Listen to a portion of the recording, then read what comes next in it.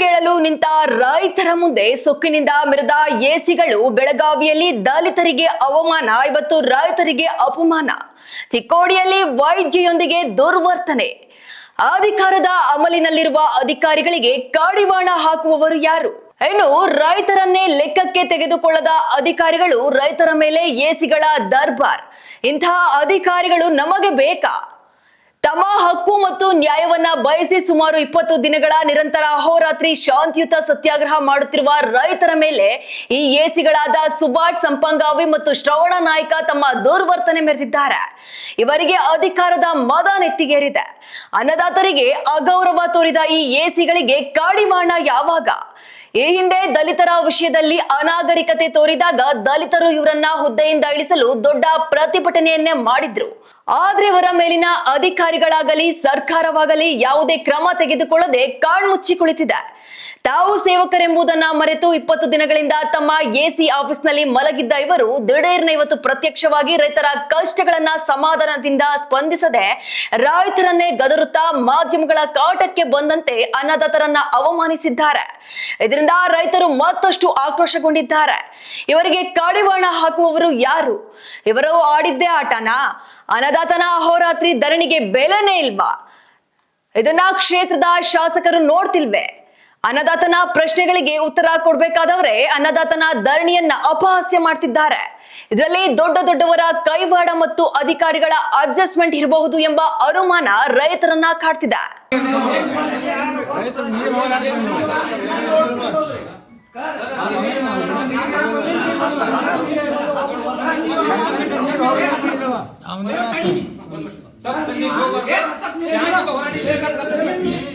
ಸಂದೇಶ ಮಾಡಬಾರ್ದು. ನಮ್ಗೆ ಶಾಂತಿ ಹೋರಾಟ ಮಾಡ್ತಾರೆ.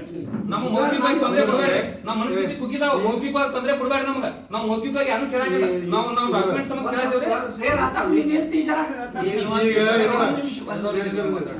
ಒಂದ್ ಸ್ವಲ್ಪ ನೀವು ಹಿರಿಯರು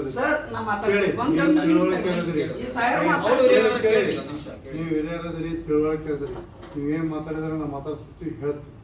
ತಿಳಿತಾ ಏನು ಹೇಳೋದು ಕೇಳಿ ನಾವು ಅದನ್ನ ನಿಮ್ಗೆ ಏನೈತೆ ನಿಮ್ದು ಏನು ಸಮಸ್ಯೆಗಳದ ಪರಿಹಾರ ಮಾಡೋದ್ರಲ್ಲಿ ನಾವು ಪಾಲ್ಗೊಳ್ತೀವಿ. ಸರ್ ನಾ ಹೇಳ್ತೇನೆ ಕೇಳ್ರಿ, ಹೋರಾಟ ಮಾಡೋದಾದ್ರ ನಮ್ದು ಇದು ವಿಜನ್ ಏನ್ರಿ? ಎಲ್ಲಿ ರಸ್ತೆ ತಡೆ ಮಾಡೋಂಗಿಲ್ಲ, ಸರ್ಕಲ್ ತಡೆ ಮಾಡೋಂಗಿಲ್ಲ. ಎಲ್ಲಿ ತಪ್ಪಾಗೈತೆ ಅಲ್ಲಿ ಹೋಗ್ಕೊಂಡು ಅಂತ ಬಂದೆವು. ಇದು ತಪ್ಪೇನ್ರಿ? 18 ದಿವಸ ಆದ್ರೆ ಬಂದಿಲ್ಲ. ಸಿಟ್ಟು ಬರೋದ್ರಲ್ಲಿ ನಮ್ಗೆ 18 ದಿವಸ ಆದ್ರೆ ಇವ್ರು ಬಂದಿಲ್ರಿ. ತಹಶೀಲ್ದಾರ್ ಬಂದು ಹೋಗಿದ್ದಾರೆ. ಮಾಹಿತಿ ಕೊಟ್ಟಿದೆ, ಮಾಹಿತಿನ ಕೊಟ್ಟಿಲ್ಲ ನಮ್ಗೆ ಅವರು.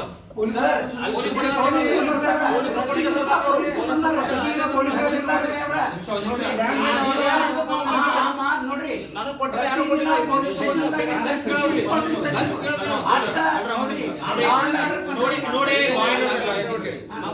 ರೆಸ್ಪೆಕ್ಟ್ ಕೊಟ್ಟು ಮಾತಾಡ್ತೀನಿ ನಾನು.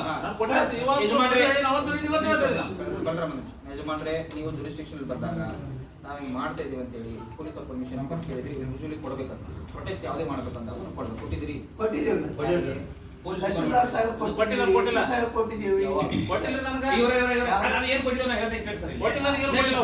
ನಾವು ಅದನ್ನ ಕೊಡುವ ತಪ್ಪಿದ್ರೆ ಕಾನೂನು ನಾವು ಕೊಯ್ದೇವ್ರಿ. ಎದಕ್ ಬರ್ದು ನೀವು ಬರ್ದು ಕೊಡ್ರಿ. ನೋಡಪ್ಪ, ನಾವು 17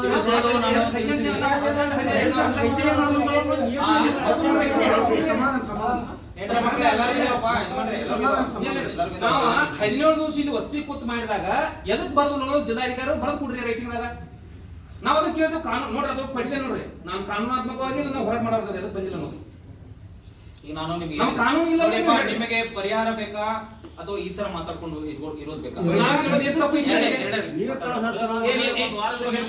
ನೀವು ಮಾತಾಡಿದ್ರೆ ನಾನು ಕೇಳಿದ್ದೀನಿ. ದಯಮಾಡಿ ನಿಮ್ ಜೊತೆ ಮಾತಾಡಿದಿಲ್ಲ, ಸುಮ್ಮನೆ ಇರಪ್ಪ. ಯಾಕೆ ಮಾತಾಡೋದು ಹೇಳಿ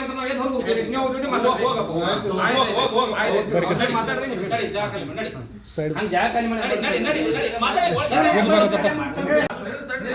ನೀವು ಹೇಳ್ತಾರೆ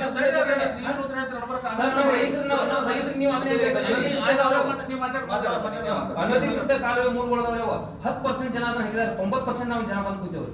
ಅದು ಮಿಸ್ ಗೈಡ್ ಮಾಡ್ತಾರೆ. ನಾವು ರೈತರು, ಅವ್ರ ರೈತರು ಹಿಂಗೆ ಅನ್ಬೇಡ್ರಿ ಸರ್. ತಪ್ಪು ಮಾಡಿದ್ರೆ ರೈತರು ತಪ್ಪು ಮಾಡಿದ್ರೆ ಶಿಕ್ಷೆ ಆಗಿಲ್ಲ. ನಾನು ಮಾತಾಡ್ತಿದ್ದೀನಿ. ಜನರಲ್ ಆಗಿ ಜನರಲ್ ಇದೊಂದು ವಿಷಯ ನೋಡ್ರಿ, ಇದು ನಾವು ಇದನ್ನ ಅಷ್ಟೇ ಆಯ್ತು. ರೈತ ಅಂತ ಹೇಳ್ಬಾರ್ದು. ಹಾ, ಓಕೆ. ತಗೊಂಡವ್ರು ಮತ್ತೆ ಬೇರೆದವ್ರು ಇಲ್ಲಲ್ಲ. ಆದ್ರೆ ನಾವು ಅನ್ನಂಗಿಲ್ಲ ಸರ್. ವಸ್ತುಸ್ಥಿತಿ ಹೇಳ್ತಾ ಇದ್ದೀನಿ. ಆಯ್ತು, ನೀವು ಹೇಳಿದ್ರು ನಾನು ಅವ್ರು ಮಾಡ್ತಿರೋ ಏನು ಅರೆಸ್ಟ್ ಮಾಡ್ತಾರ ಅಷ್ಟೇ ತಾನೆ, ಅಷ್ಟೇ ತಾನೆ. ಜಡ್ಜ್ ಅರೆಸ್ಟ್ ವಾರೆಂಟ್ ನನಗೆ DCC ಅವ್ರಿಗೆ ಹಾಕ್ತಾರೆ ಅಷ್ಟೇ ತಾನೆ. ಮತ್ತೆ ಬಿಡಪ್ಪ ಅಪೀಲ್ ಮಾಡೋಣ ಬಿಡು, ಯಾಕೆ ತಲೆ ಕೆಡಿಸ್ಕೊಳ್ತೀಯ, ಈಗ ಬಾ ಅದನ್ನ ಮುಗಿಸುವ, ಅದನ್ನ ಮೊದಲು ರಿಪೋರ್ಟ್ ಹಾಕೋದು ಎಡ್ಕಲ್ ಡ್ಯಾಮ್ನವ್ರು ಬರೀ ಅದನ್ನ ಅವ್ರ ನಿಮ್ಮ ಇದು ಫಲಾನುಭವಿ ಯಾವ್ದಾರೆಲ್ಲ ಒಂದು ಸ್ವಲ್ಪ ಇನ್ಫಾರ್ಮೇಶನ್ ಕೊಡಂತ ಹೇಳು. ಸುಮ್ಮನೆ ಯಾಕೆ ಗುರುಸಾಬ್ರಿ ಮಾಡ್ತೀಯ? ಮತ್ತೊಂದು ದಿವಸ ಏನಲ್ಲಿ ಹೋಗಿ ಅಲ್ಲಿ ಕುತ್ಕೊಂಡು ಮನಿ ಮಾಡೋದೇನಲ್ಲಿ ಈಗ ಬೇಡ. ನಾನು ಗೌರ್ಮೆಂಟ್ ಇಂದ ಒಪಿನಿಯನ್ ತಗೋತೀನಿ, ನೀನು ತಲೆ ಕೆಡಿಸ್ಕೊಬೇಡ, ನಾನು ಒಪಿನಿಯನ್ ತಗೊಳ್ಳೋದು ನನ್ನ ಜವಾಬ್ದಾರಿ. ಬಾ ನೀವು